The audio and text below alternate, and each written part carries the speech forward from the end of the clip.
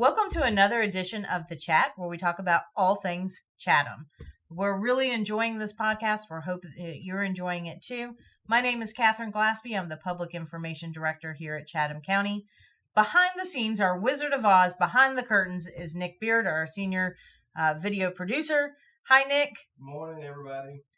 He's that person that kind of holds the show together and is the glue. So we're really glad to have him here. You may hear him jump in occasionally and ask a question. Also with me today is Abby Murphy. I'm the Public Information Assistant here with Chatham County, and joining us today is Dr. Harper with Chatham County Animal Services. Good morning. Good morning. How are you guys? We're doing great. So tell us a little bit about yourself. So I'm a veterinarian. I've been a veterinarian for, 17 years, since 2002. I'm at the University of Georgia. I grew up in North Georgia and moved to Savannah almost 12 years ago. While I was here, I was a private practice veterinarian for a while, and then I moved over to the public sector and worked at Animal Services for a little bit before I was promoted to director. Well, we are so glad to have you here. You've been on the podcast before. We talked about rabies vaccinations the last time you were on. And this time we're going to talk about something a little bit more warm and fuzzy than rabies and possible death if you get bitten. Vaccinate your animals, everyone. Absolutely. But Please. today we're going to talk about adoptions. So a lot of times people will tell me when I say, oh, well, you can go to Animal Services and adopt. They'll go, no, not at Animal Control. And I'm like, well, number one, it's not Animal Control. Right. It's Animal Services. Right. But you guys have a really large adoption center. We absolutely do. We have, I just blanked on the number, but we have at least 36 runs in our adoption ward. Mm-hmm. So the way the process works is the animals that we pick up or they're turned into us, if they're found, like stray animals, they have to undergo a stray hold. Mm-hmm. Dogs, it's 5 days. Cats, it's 3. Mm-hmm. After they've undergone that stray hold, then we assess them for adoptions. We examine them, give them the proper vaccines, rabies vaccine for one, and we test them for heartworms, and we put them on the adoption floor. And the adoption floor is one wing of the shelter where we allow the public to come in every day except Wednesday to look for a dog to adopt or a cat to adopt in the cat ward. And you guys house quite a bit of cats, too. We have our adoption floor we have 2 banks of 9 cages, Mm-hmm. so we can 18 at a time. We have other mobile cages that we can use depending on the population. So we can, at any time, we can have anywhere from 5 cats to adopt to 35 or more. Mm-hmm. Typically, we have a lot more than that, just that are kind of in stages of being ready to adopt. I mean, that's a lot of animals. It always amazes me when I come to Animal Services how many animals are brought in on a daily basis that are picked up on stray hold or animals that are surrendered to you for one reason or another. Mm-hmm. I mean, sometimes people get a pet and they realize that they can't have the pet where they live, or they just can't provide a good life for the pet, so they bring it to you guys to have it adopted by someone else. Right, yeah, we're the safety net for the community. I think that's, there are other organizations out there that take in owner surrenders. There are lots of rescue groups. There's the Greater Savannah Humane Society that also takes in owner surrender type things where, like you said, financial reasons, health reasons, housing reasons, people can't afford or can't figure out how to hold on to their pets, so they're able to surrender them. Other places, typically, there's a process. Mm-hmm. And what we usually ask people is, hey, try if you know ahead of time what's going to happen, try to go through that process. Mm-hmm. But there are more times than not, people can't. So we're kind of there as a safety net to take in owner surrenders. And in most cases with owner surrenders, once they surrender them to us, they become the property of Chatham County, which means we could put them, after an assessment, of course, Mm-hmm. we can put them on the adoption floor immediately. So those dogs can go through the process a little bit quicker. Cats, for that matter, can go through the process quicker. They don't have to go through that 3 or 5 day stray hold. Yeah, they're free to go whenever they want or whenever someone wants them. Well, and speaking of that stray hold, I'm curious. You said 5 days for dogs, 3 days for cats. why the differences in days, and also what are you doing during that time period? So the difference in days, some of it's turnover.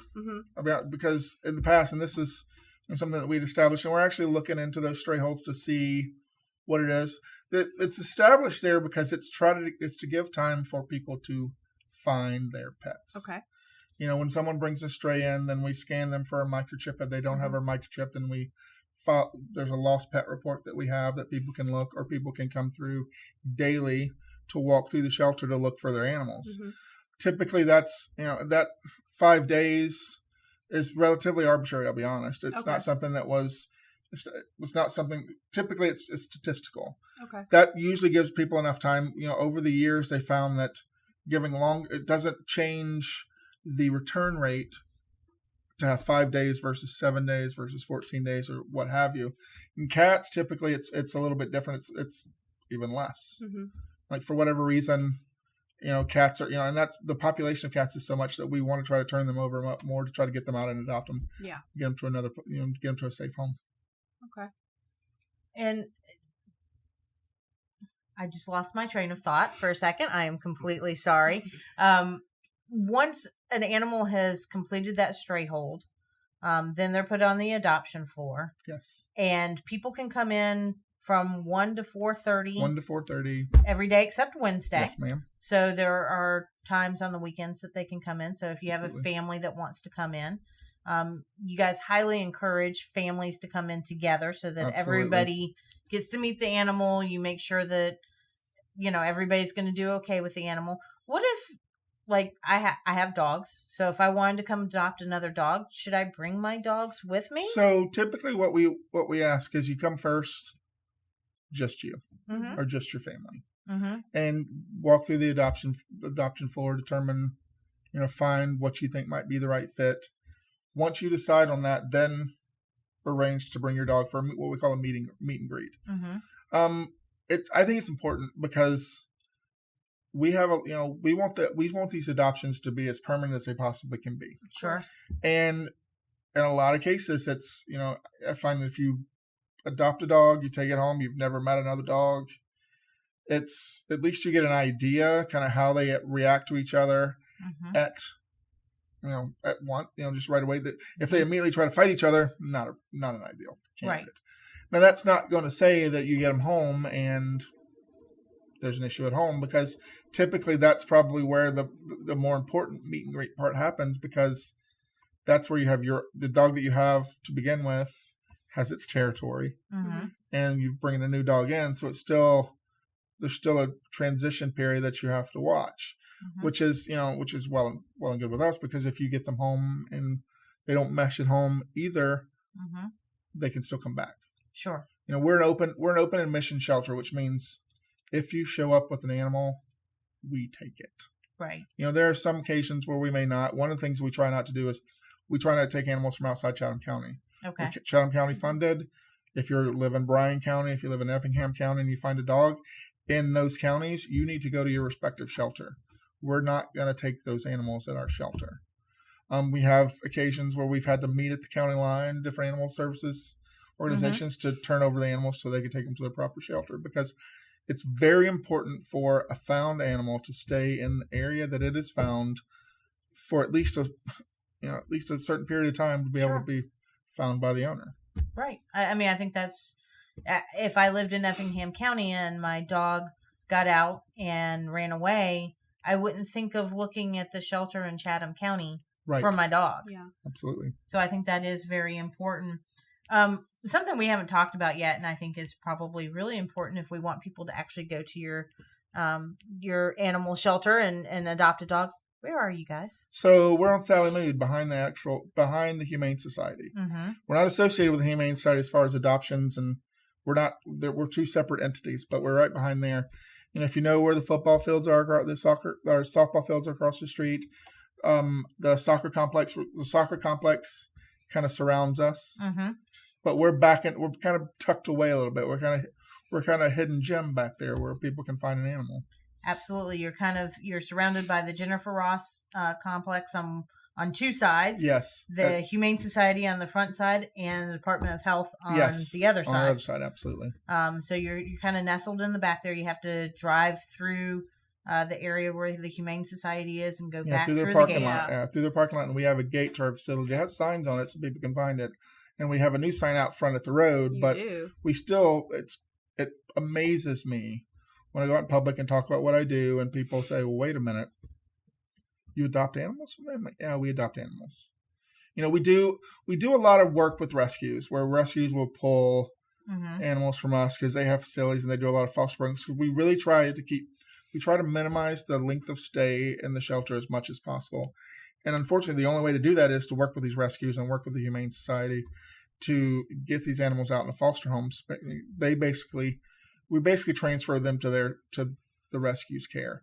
They become their animal basically, and they can adopt them out. And sometimes that means that we may not have a huge selection of various breeds, right? But we do try to help. Unfortunately, we have so many that. Well, I guess, or fortunately, we have so many that there's still plenty to choose from when you come to the shelter. Absolutely. I mean, it's a good and a bad thing. So, walk me through if someone wants to adopt, what do they need to bring with them? I know you said it's good to first bring your family, and then after that, if you found a cat or a dog that seems like it will fit in well with your family, to introduce it to your pet if you have any. But do you need to bring ID? And what kind of records are you providing? Oh, absolutely. Things like that. So when you decide to come, you should have your IDs with you. We look at IDs, kind of address and things. One of the more important things, if you have other pets, we want you to bring their veterinary records. Okay. Really, truly, the main thing that we look at is rabies vaccines. Yeah. But I will say that you're adopting animals that we don't know the whole history of. So it may be worth knowing, hey, is your dog vaccinated for distemper parvo? Is your cat vaccinated for FVRCP currently? Because those things are important things to know, and it's something we would like to know just in case we have an issue with an adopted animal. But what we require is a form of ID, the rabies status of any animals that you have, and that's pretty much it. Okay. Go ahead. Oh, well, I was going to say, I know when you adopt a cat or dog, you provide the rabies shots. Yes. Microchipping. Absolutely. Spay or neuter. Yeah, what we're doing with spays and neuters now is we've worked to deal with the humanes with pet fix.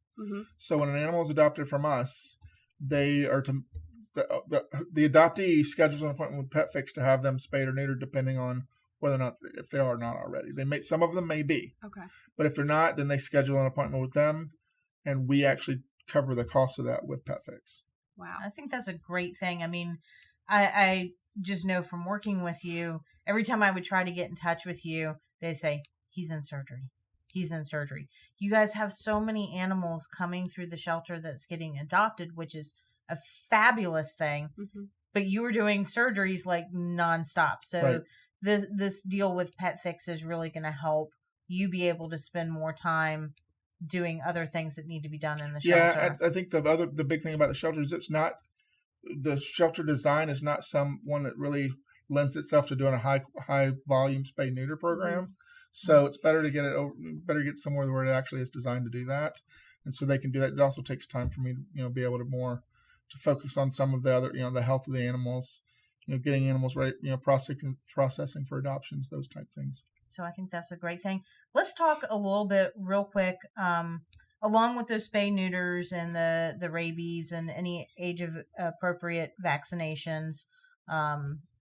That could be heartworms for dogs if they're over 7 months old. Right. That can be the FIV, FELP. Did I get V? Oh, yes. I always get it wrong. But also the microchip. Let's talk about microchips real quick. Why are they important? So microchips are important to eliminate them animals coming to the shelter. Yeah. When an animal comes in as a stray, or someone brings it in, we have scanners that we scan for microchips. You scan for the microchip. Hopefully, it's registered to the registration is current. Because typically what happens with microchips is the microchip is implanted into the animal. You're given the number. You're given a website to go to actually register them. when you adopt an animal from us, that process is taken care of with the adoption process. Because when we put all of your information for the adoption into our system, that microchip is automatically registered to you. So you will be getting phone calls and probably emails from the company of the microchip to, sometimes they ask for, if you want to change, if your address is correct, or do you want to add any additional services, whether it's pet insurance, whether it's something else. So they already have that. If the microchip is done somewhere else, a lot of that is put on the person, and people don't realize this. Where you go to a veterinarian or you go to like a mobile clinic or wherever and get a microchip, that microchip is just a number of the dog, and then you have to actually go in and register. And sometimes not only do you register, that's something else that people don't think about is when you move or you change contact information, or people get new cell phones, new numbers, whatever, then that information that sometimes we get what we call a dead end microchip, where we have a microchip, but the only thing that we know is that it was implanted on January 7th at somewhere in Florida. Right. So we don't have any contact information for those. So that's important. And I think, that's important with all, just with microchipping in general, to try to, I think if an officer goes out and finds a dog somewhere in the, like a stray dog, and he picks them up, they scan them on the truck. And a lot of times they're able to go into the system in their computer in their truck, find the owner of the dog there, and they never actually come to the shelter. Oh, that's awesome. Wow. So that's kind of the idea of having as many animals in Chatham County as we have microchipped. Is they may come to the shelter, but they stay for a day. Right. Or they don't come to the shelter at all when we have officers pick them up. Or if someone picks them up in public and they live by a veterinarian, they can swing by their veterinarian, have them scanned. They can contact they don't even have to come to us. I think that's a great thing. And it used to be, I can remember years ago, getting a microchip was kind of a expensive process, and it was a little bit more involved. I've watched you do it a number of times now. It's just a quick little, it's almost like a shot. Yes. And it goes in kind of in the back of the right neck. In the back behind, right between the shoulder blades. And it's a quick and easy procedure, and most animals tolerate it pretty well. And it's, if you can get it at a a rabies clinic, a lot of times that you guys do, it's like $25. Yeah, ours are $20 usually. And or you can go to your vet's office and get it.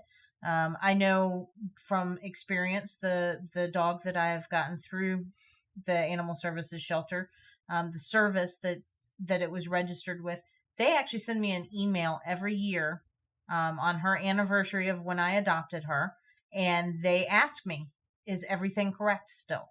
Right. And gives me that option. My other dog was microchipped through a different organization because I adopted him through a rescue.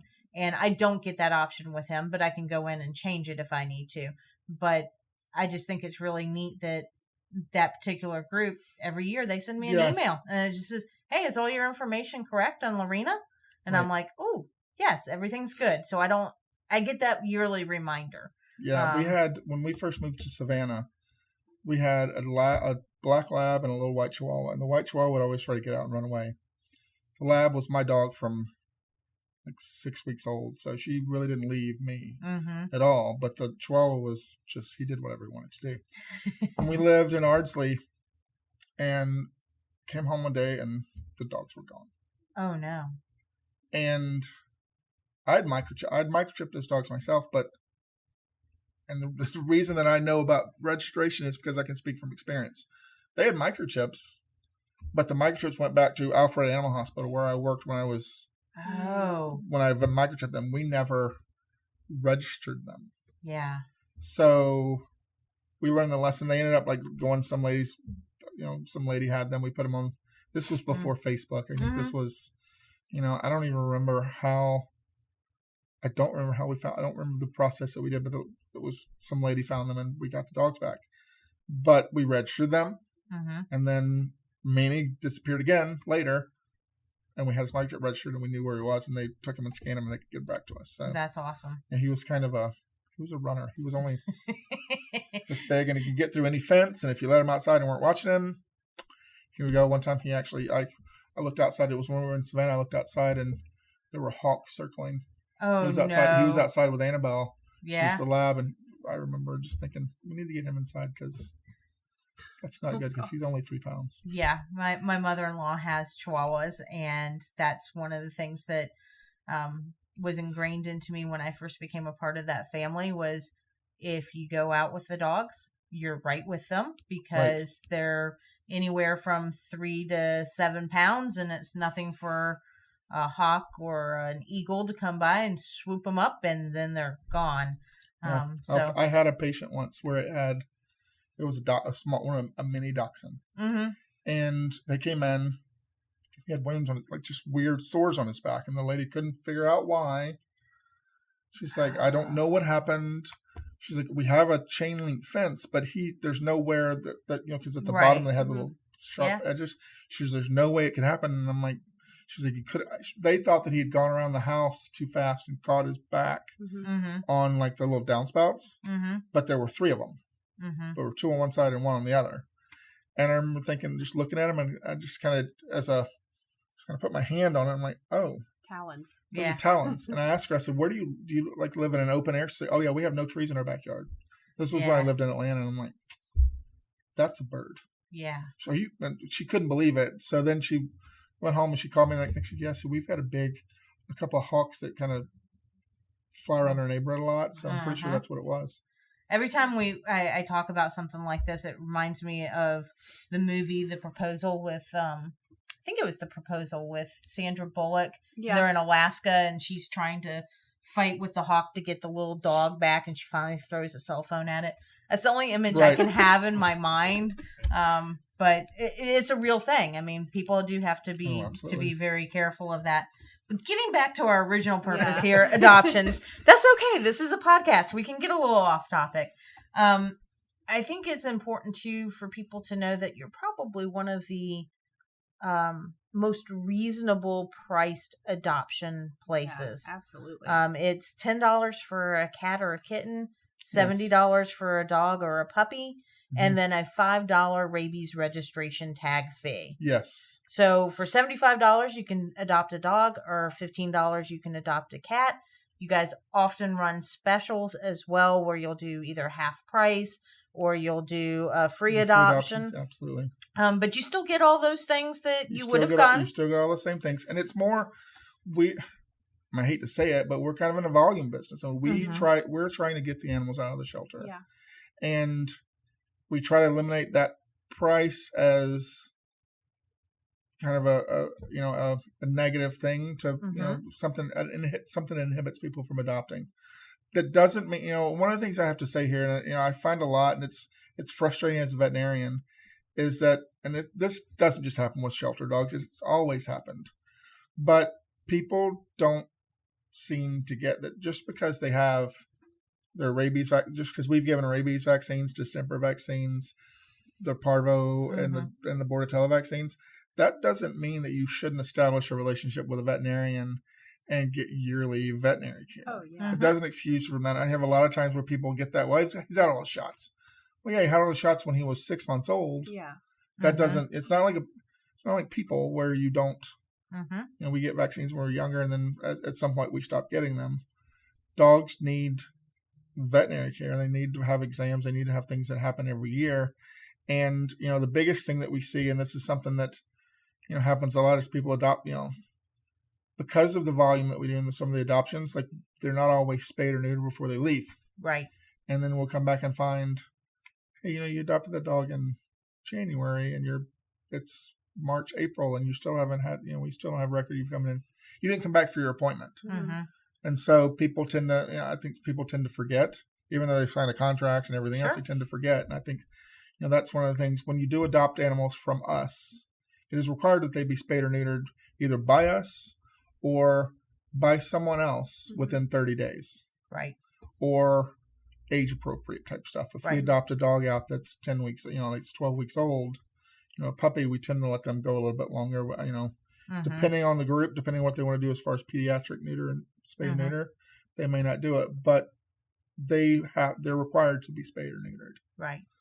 And I think that is important to remember, that it just, if you have a reason because they're too young, you guys are going to be like, okay, well, let's make that appointment for 3 months from now or 2 months from now. Because you obviously don't want to spay or neuter too young, because it's too hard for the animal to go under anesthesia and those kinds of things. but it's important to spay neuter. And let's talk about why it's important to spay neuter.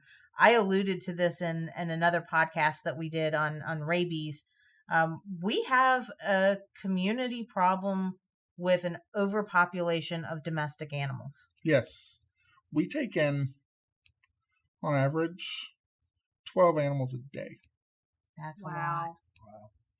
So, and the majority, I would say, sometimes the numbers are hard to put, 90% of them are not spayed or neutered. Mm-hmm. And that's a huge issue. And I think it's, it's a multifactorial. There are a lot of things involved in that. But the big thing is, we need to get them, we don't want to adopt them out. We don't want them leaving there for adoptions without being spayed or neutered. We have an ordinance in place that requires, if we pick up a stray and it's reclaimed, Mm-hmm. it's not required to be spayed or neutered until we pick it up on the third time. Oh. So, if you have a stray dog that's not neutered, it's picked up stray. Mm-hmm. Then you can typically take it, if you pay all your fees and fines and everything else, you can reclaim your dog the first time. It's microchipped so that we can track that dog. Sure. But it's not, the ordinance doesn't require us to spay or neuter them until it's like your 3-strike thing, where the third time, it cannot leave the third time without being neutered. That being said, what I try to do is we try to educate them, because I think a lot of times it's financial. Sure. Where they just couldn't afford it, or it's an education thing where they just didn't know. So we try to educate them and tell them that there are options. And a lot of times we work something out so that we will, that we'll neuter them before they leave or spay them before they leave, so that we have those. Because not only is it a pet overpopulation problem where they're out breeding, but animals that aren't spayed or neutered tend to have, males tend to roam more. Right. So if you have a male dog that's not neutered, they're not just they become more territorial. They will try to get out and try to run around the neighborhood. Female dogs that come into heat attract male dogs. So that if you have a female dog in the heat that you just keep out in your backyard, you're more than likely going to have male dogs that are loose in the neighborhood come around your yard. And that creates a problem where, you have male dogs competing for a female. They become aggressive, and it's a public safety type thing. So that's one of the reasons to spay neuters, because it keeps those specific animals out of the shelter, percentage wise. Right. The other part about spay neuter is just to decrease the population in general, because there are too many. And I think sometimes people don't understand that a cat can have babies like 3 times a year. Yes. And every time it has babies, those females within 3 or 4 months can have babies. Within 4 to 6 typically. And what the scary thing is I can remember, and this has been, not long ago, where there was a kitten season. Mm-hmm. Spring. Yep. Kitten season. We would be out, as veterinarian, that's where all the people bring it. Oh, my cat had kittens. Why didn't you spay it? You have that conversation. Yeah. But this was before my animal service days, but we had a kitten season. That doesn't happen that much anymore. We have kittens year round. Yeah. And we have, you have kittens right now, foster kittens that are newborns. And, we have kittens brought in all the time. Cats come in pregnant. You're like, oh, it's October. What happens? And because cats multiply. Yeah. And I think that's the biggest, that's the biggest issue with any animal. It's not spaying and neuter. Now, there's always been talk about mandatory spay and neuter, and how mandatory spay and neuter would decrease population, decrease shelter intake, and everything else. And I would say that that's not necessarily the case in a lot of these things, because what mandatory spay and neuter does is put a financial responsibility on people that may not be able to handle it. Okay. Yeah. So in a lot of communities that I've done some research and looked into, where they've tried to put in mandatory spay and neuter, it's increased the shelter population. Because what happens is, and I have this happen on almost, I don't want to say daily basis, but you take an animal in, you say it has to be spayed or neutered before it leaves. Well, I can't afford that. Right. So then you have another animal that they surrender to the shelter. I've had, and I think it goes back to education. I won't say education. I can't say it enough, but I had a conversation with a guy yesterday where he had a dog he just found it at the shelter. Okay. It'd been there for almost 2 weeks. He couldn't afford all the fines and fees. Okay. And we were trying to, okay, well, how about this? I don't want to take your dog. Let's spay it. Let's neuter. It's a male. Let's neuter the dog. Mhm. We'll basically turn it into an adoption. Mm-hmm. So we neuter the dog. You pay a significantly lower amount. We neuter the dog. You take it home. I don't want to neuter the dog. What do you mean you don't want to neuter? Nope, I don't want him. If you're going to have to neuter him to give him back to me, and I can't afford this, and I don't want him. Wow. So and I think that's the mentality of, I don't want to say a lot of people, but I think that there is that part of it where people, we have to get out and do education and do things to teach people. I mean, as a veterinarian, we would see it all the time where people were just not on board with neutering or spaying. The female, if they had a female, they said, "Oh, I want to let them have a litter." Mm-hmm. Yeah. Let my kids see them have, the miracle of birth. Life. Yeah. And I see that, but I also don't see that. And I think Sure. that's, you can watch that on TV. Right. If you want, if that's what you want to show them, that's what you can watch that on TV. You're not living on a farm. Right. Where you're having, you have all these animals. You're living in an urban environment, a suburban environment where there's overpopulation problems. And what are you going to do with those puppies when they're... That's what I'm wondering, because Right. that would be a huge expense itself to have puppies or kittens and have to, maybe you have to bottle feed some of them. I mean, you never Right. know. So that could be an additional large expense, whereas if you had just been spay or neutered. And I can tell you don't want to have to bottle feed. I know. I'm brain dead at this point. I'm bottle feeding 4 kittens every 3 hours. So I'm brain dead at this point. So I that is not something you want to do. But it just amazes me that anybody who would want a unneutered male dog in their house that's more than a puppy. My male dog was not neutered until he was 4. Right. That was not through me. I got him when he was 5 from a rescue. And I can assure you that I will be home this weekend scrubbing my carpets because he marks everywhere. Right. And some of that is because he did not get neutered at an appropriate age. And I just can't quite figure out why people would want to live in that because my house stinks all the time. Right. So that's not something that I want to do. But I do know people that, they're like, well, it changes their behavior when you spay or neuter them. Yeah, I'm not sure I believe that. My dogs are pretty much the same. Mm-hmm. Right. I mean, it can change it for the better in some Yeah. cases. Maybe in most cases, I think it changes it for the better. I know in male dogs, like you said, marking can happen. Mm. I think it's not far-fetched to say that that neutered males aren't as aggressive. Right. Not that they may be not that they may be aggressive, but the first step I would ever take as a veterinarian, if I had a client come to me and say my dog is acting aggressive toward X, Y, and Z, Mhm. the question I'd ask is it neutered? If it's Right. not neutered, before we do anything else, he Try needs to be neutered.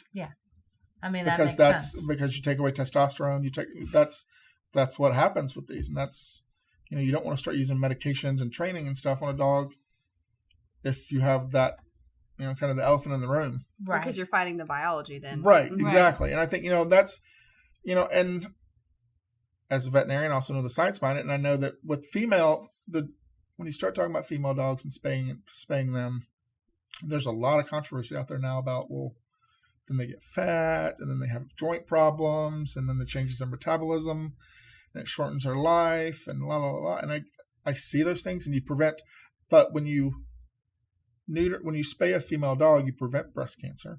Mm-hmm. And you prevent any problems as far as uterine problems later in life. I can't tell you the amount of times I've had little chihuahuas that come in that have been sick for 3 months on and off, and now they're really sick and about to die, and they have a uterine infection because they went into heat and got an infection, Oh.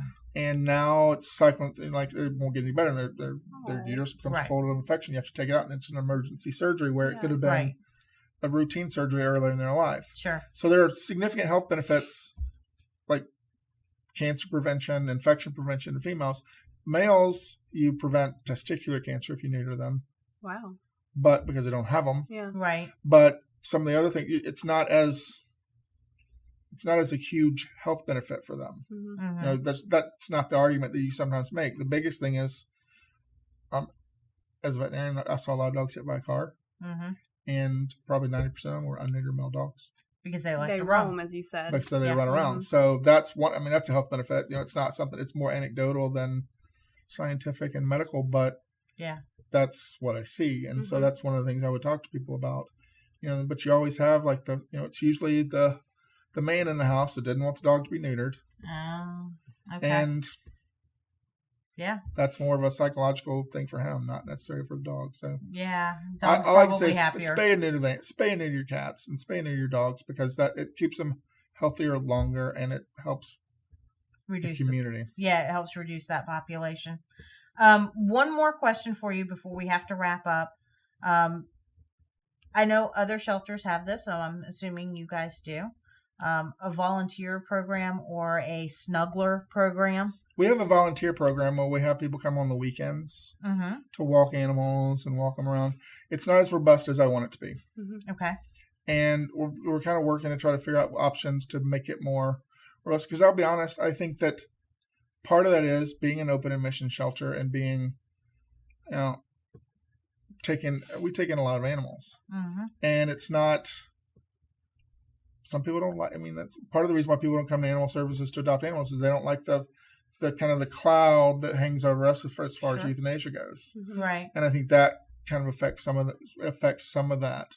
But I think if we take it into, as we're moving forward and trying to increase adoptions, which we've done pretty significantly over the last year, and we've done a lot of more transfers and Mm-hmm. some of those, what we like to, what we call its live release rates Mm-hmm. have gone up. Mm-hmm. And the next step is to get a robust adoption program going, get a robust volunteer program going that people can come to volunteer to help basically improve the lives of the animals that are there. Mm-hmm. Because I think part of our issue with animals that spend a lot of time in the shelter is they become stir crazy. Sure. They don't know what to do. There's no stimulation, and having volunteers get out there, walk them, interact with them can help that. And I think, having more volunteers is a good thing. So if people are interested in volunteering, they can go to your website, find a little bit more about the volunteer Absolutely. program, contact you guys, fill out an application, and you'll get back with them. Yep. They're always needing volunteers. I know when I've been there for various events on the weekend, and I tend to want to work the cat room because I'm a cat person. I love my dogs, but I'm a cat person. But just having that ambassador there to help people as they come in the door Right. and say, this one loves to be held like this, or this Right. one loves to have its ears rubbed, or that kind of thing. It really helps with those adoption rates. Absolutely. So if you're listening to this and you think, I could go be a cat snuggler and help it get adopted. I could go help with the dogs getting some socialization by helping them get them out and walk them and love on them a little bit. We really encourage you to be a part of this program and help these animals. Absolutely. Final thoughts, Abby? One quick question. When you're approved to be a volunteer, do you have to go to like an informational session first before you can get out on the floor and work with the animals? Yes, there's a training session. It's the way it's set up now is you volunteer with the county. There is a kind of orientation, Mm-hmm. and then you get a drug screen and a background check. Okay. And once that's done, you're a volunteer. Great. And then you talk to, our volunteer coordinator can kind of set you up for when you can come, what you do, and those kind of things. Okay. Wonderful. Awesome. So, Wizard of Oz over there, do you have any final thoughts? I was going to ask Dr. Harper, you were talking earlier about, I guess, one of the animals that you had to do an emergency surgery on.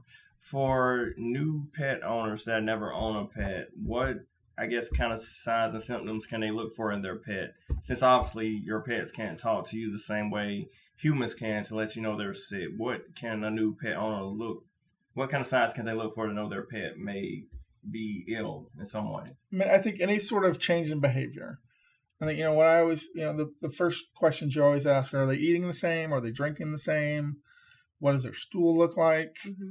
And what's their behavior? Like, people can kind of get in tune with their animals pretty quickly, and they know, like, if they're acting really active one day and then the next day they're not, Mm-hmm. then that's a big thing. Limping, they don't necessarily limp. Maybe you have a dog that barks all the time, and all of a sudden it stops barking. That may be a problem. Any change in behavior is the key, and that's one of the things. we were talking about with adoptions, and a lot of times people come in that may adopt an animal, and they may be a first time pet owner, they may have hadn't had a pet for a while, they may have other pets. It's different. The dogs that I always have, and this is, I've kind of avoided adopting a lot of older animals just because it's been the way I had a dog that I got when she was 8 weeks old, and she lived to be 16. So I didn't want to have another dog in that situation. And then the other dog we got was when my baby daughter came to the clinic where I worked and said dog for the first time. So she had to have, it was a puppy that we were seeing. Yeah. So it's like, I guess we need to get one of those puppies. It's a Chihuahua, but I don't really want a Chihuahua. But she just said dog, and so I had to talk to the lady about getting the dog. Anyway, so we adopted a dog at one point from Animal Services 6 or 7 years ago. That ended up, we had things changed. It didn't react with the kids very well. It didn't like the Chihuahua very much, and we had to. A friend of mine took him. Anyway, I think where I was trying to get with this, is adopting a dog from a shelter. There's an adjustment period, and there's an adjustment period as far as their diet, their activity levels, a lot of different things. And though this adjustment period can last from anywhere from days to weeks to months. And, sometimes they're in a shelter situation for a reason. Right. And we may not know that reason because whoever brought them to us as a surrender didn't tell us, or we didn't know because he was picked up as a stray. And so those things can kind of come out later. So what's really important with that is just, you get a dog from us. I'm a veterinarian. I did veterinary stuff with it when it was in the shelter, but I'm not your veterinarian. Right. So establishing a relationship with a veterinarian to get a baseline for what we're doing with the dog then, or the cat, and moving forward with that veterinarian so they can help you. I get calls all the time like, hey, did so-and-so do this at the shelter? I'm like, it was the best one is, was he housebroken? Like, well, we have, if you guys haven't been to the shelter, the dogs are in it's in an indoor-outdoor run. And there's what they call a guillotine door in between them, so they can go inside to outside. Inside the building and then outside the building, it's still covered, but it's technically outside. It's not like a house where they go out to a yard to go to the bathroom. So when someone calls us and say they've had a dog for 2 weeks, this dog's not housebroken. Well, we didn't know that because it hasn't been in a house. Right. So that's kind of things. But those are the big things. It's like knowing what the behavior is, establishing with a veterinarian. And to answer your question, I think it is. It's any change in behavior. You get a dog at home, they should eat they should eat, drink, plenty of water. And you can kind of establish those norms. And when they change the norms, that's when you start to worry. Gotcha. I think that's a good way of looking at it. Any final thoughts for you for the day? Just spay and neuter your pets. I see only positives there for why you would want to do that. So many benefits for the pets. Yeah. And the fact that you can adopt from Animal Services. We're there every day except Wednesday. The phone, you can call us on the phone. You can send an email. We have the animals that are up for adoption typically are on our Facebook page. So a lot of times you can respond on Facebook page and you'll get a response. The best way to do it is to email, whether it's the general email. Sometimes you can go through the website and get to the general email, which we all see that we can respond to. But I will say that the biggest, you can talk to somebody on the phone, but come visit, especially if you've lost an animal. I think that's what I can't stress more than anything. We get lots of calls where people are saying, hey, Fluffy's been missing for 3 days. Do you have Fluffy?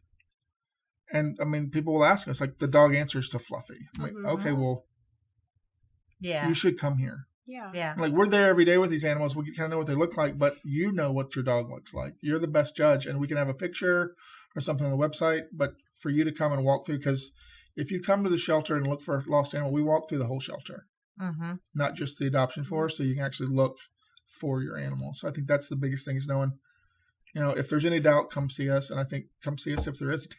And just come see us. Come see us. Come see us. 7211 Sally Mood Drive. You guys are open from 1 to 4:30. 1 to 4:30 every day except Wednesday. Every day except Wednesday. And you're also now on Instagram. I just wanted to mention that. I just got an Instagram account. I'm slowly working on it. I'm learning all the ins and outs. But we'll be there. Yeah. And I just want to leave people with one final thought. It's a personal story. about a year and a half ago, as your public information officer, you guys asked me to put out a press release on 2 dogs that were left at the shelter. They were left at the gate in the middle of the night in a crate in the rain. And they were dogs that looked like they had been owned.